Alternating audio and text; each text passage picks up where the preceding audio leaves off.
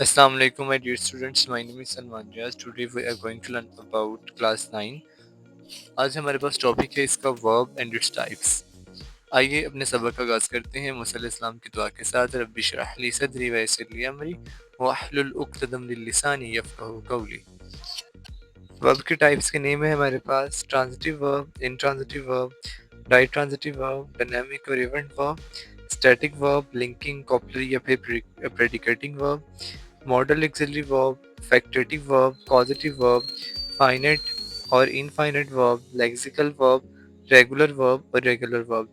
आइए इनको one by one discuss करते हैं। फर्स्ट ऑफ ऑल वर्ब की डेफिनेशन है words that show action, occurrence और स्टेट ऑफ बीइंग, उसको वर्ब बोलते हैं। अब ये छोटी क्लासेस से ही पढ़ते आ रहे हो, आई थिंक सो 1-2 क्लास से ये डेफिनेशन स्टार्ट हो जाती है। फिर उसके बाद एग्जांपल है, he writes a letter, Arabia is land of charm and beauty, he seems happy. इसमें राइट्स, इज और सीम क्या है जी, वर्ब है। अब हम देखेंगे कि वर्ब के टाइप्स में किस तरह से वर्ब को यूज़ किया जाता है। टाइप्स में हमारे पास फर्स्ट ऑफ ऑल है transitive verb. Transitive verbs are action verbs that have been objects to receive that action. Transitive verbs वो वर्ब्स होते हैं जिसको कोई ना कोई ऑब्जेक्ट रिक्वायर होता है एक्शन को रिसीव करने के लिए। जैसे कि नीचे एग्जांपल दी है, शी ड्रिंक्स मैंगो जूस। अब यहाँ मैंगो जूस क्या है जी, ऑब्जेक्ट है ड्रिंक्स के लिए, तो ये ट्रांजिटिव वर्ब है। ही ड्रॉव द कार, और द कार इसमें ऑब्जेक्ट है, तो ड्रॉव यहाँ पर ट्रांजिटिव वर्ब है। Intransitive verb are action verbs but they do not have an object, इनके पास ऑब्जेक्ट नहीं होता। The sun shines, the baby is crying. अब इन दोनों सेंटेंसेस के अंदर ऑब्जेक्ट मौजूद नहीं है, तो ये दोनों इंट्रांजिटिव वर्ब्स हैं। नेक्स्ट टाइप है हमारे पास ditransitive verb. Transitive verb needs two objects like direct and indirect object. अब इसमें दो तरह के ऑब्जेक्ट हमारे पास आ जाएंगे, एक डायरेक्ट और इनडायरेक्ट। जैसे कि नीचे सेंटेंस है, he gave me a book.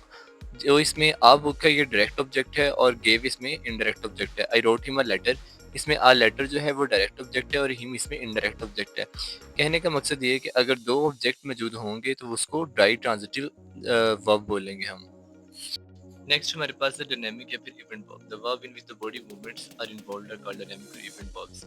ऐसे वर्ब जिसके अंदर हमारी बॉडी मूवमेंट इन्वॉल्व हो वो डायनेमिक या फिर इवेंट वर्ब कहलाते हैं। जैसे कि she was writing a letter, इसमें राइटिंग जो है डायनेमिक वर्ब है। They were playing tennis ball, इसमें प्लेइंग जो है ये डायनेमिक वर्ब है क्योंकि इसमें हमारी बॉडी मूवमेंट्स इन्वॉल्व है। नेक्स्ट हमारे पास है stative verb. The verb that express a state rather than action, किसी स्टेट को ज़ाहिर करे बल्कि उसमें एक्शन जो है परफॉर्म ना हो तो उसको स्टेटिव वर्ब बोलते हैं। इसमें यूजुअली क्या है, show mental feelings, emotion, state of a person, relationships and sense, ये चीज़ें ज़ाहिर की जाती हैं। पोजीशन में कौन कौन से आ जाएंगे, ऑन, वांट और कंटेन, ये स्टेटिव वर्ब्स हैं। सेंसेस में हियर, स्मेल और सी, ये स्टेटिव वर्ब्स हैं। इमोशंस में लव, हेट, वांट और नीड, ये स्टेटिव वर्ब्स हैं। थॉट के प्रोसीजर में अगर देखें तो नाउ, अंडरस्टैंड एंड डाउट, ये स्टेटिव वर्ब्स आते हैं। नेक्स्ट हमारे पास है परसेप्शन या फिर sensation verb. The verb is show our five senses are called sensation या फिर परसेप्शन वर्ब्स। वो तमाम के तमाम वर्ब्स जो हमारी फाइव सेंसेस के जरिए से शो या एक्सप्रेस होते हैं उसको हम परसेप्शन या सेंसेशन वर्ब्स बोलते हैं। जैसे I smell the flowers, I feel great today, ये दोनों के दोनों स्मेल और फील ये हमारे पास परसेप्शन और सेंसेशन वर्ब्स हैं क्योंकि इसमें हमारी फाइव सेंसेस इन्वॉल्व हैं। नेक्स्ट हमारे पास है लिंकिंग, कॉपुलर या फिर predicating verb. The linking verb do not express action, linking verb action को शो नहीं करते। अली इज इंटेलिजेंट बॉय, यहाँ पर इज जो है ये लिंकिंग वर्ब है। Arabia is the land of unparalleled charm and beauty, यहाँ पर इज जो है ये लिंकिंग वर्ब है। अच्छा, आपने पहले पढ़ा होगा कि जो इज, एम आर, वाज, वर, ये जो हेल्पिंग वर्ब्स हैं तो ये ऑक्सिलरी तो कहलाते हैं ना, तो फिर ये लिंकिंग वर्ब और इन दोनों में क्या फ़र्क है? लिंकिंग वर्ब और हेल्पिंग वर्ब में ये फ़र्क है कि जो इज़ या वाज, वर या इज़, एम आर है, इनके बाद कोई ना कोई एडजेक्टिव मौजूद होगा या फिर कोई ना कोई नाउन मौजूद होगा। अगर इसके अलावा आपके पास कोई एक्शन वर्ब शो हो जाए तो फिर ये लिंकिंग वर्ब नहीं रहते बल्कि हेल्पिंग वर्ब के तौर पर काम करते हैं। अगर इनके बाद एडजेक्टिव या फिर नाउन होगा तो फिर ये लिंकिंग वर्ब के तौर पर काम करेंगे। नेक्स्ट हमारे पास है मॉडल ऑक्सिलरी वर्ब्स।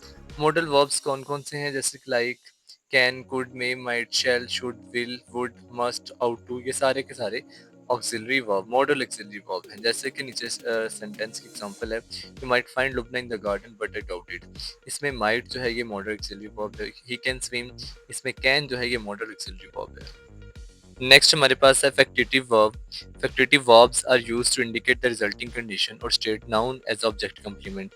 अच्छा, ये फैक्टिटिव वर्ब्स क्या करते हैं? किसी भी चीज़ की नतीजतन जो शर्त है या उसका जो नतीजा है उसको ज़ाहिर करते हैं, या वो स्टेट को ज़ाहिर करते हैं और ऑब्जेक्ट कंप्लीमेंट के तौर पे भी इसको जाना जाता है। फैक्टिटिव वर्ब्स आर इलेक्ट, इसमें कुछ इंग्लिश में फैक्टिटिव वर्ब्स हैं वो आपने याद करने हैं बाकायदा, जैसे कि मैंने वो बता दी हैं, elect, appoint, make, choose, deem, assign, name, select, जज और डिजाइनेट। ये सारे के सारे फैक्टिटिव वर्ब्स हैं। नीचे मैंने सेंटेंस की एग्जांपल दी है, they selected him a captain. यहाँ पर जो सिलेक्ट वर्ब है ये फैक्टिटिव वर्ब है। नेक्स्ट हमारे पास है finite and infinite verb. The verb which are limited or governed in their number and person by their subject are called finite verbs. जैसे हमारे पास है ही टेल्स अ लाई, इसमें टेल्स यहाँ पर क्या है जी, finite verb. I tell a lie, तो यहाँ टेल क्या है, फाइनाइट वर्ब। अच्छा क्यों, क्योंकि ये सब्जेक्ट के लिहाज से बदलता है तो इसलिए ये फाइनाइट वर्ब कहलाता है। Verbs which are not limited by the subject are called infinite verbs. वो वर्ब जो सब्जेक्ट के लिहाज से नहीं बदलते उनको इनफाइनाइट बोलते हैं। जैसे I love to play tennis, to play tennis यहाँ पर क्या है जी, फाइनाइट वर्ब।